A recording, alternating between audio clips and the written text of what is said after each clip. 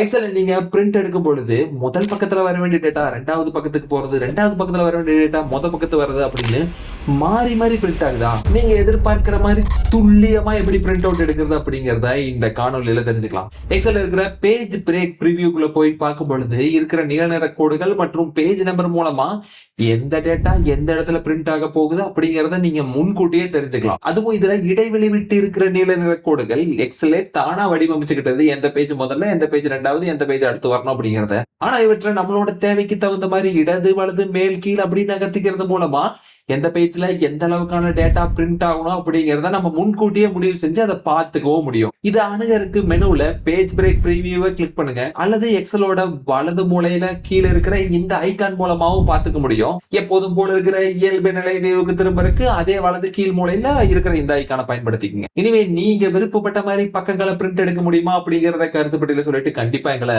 பின்தொடருங்கள்.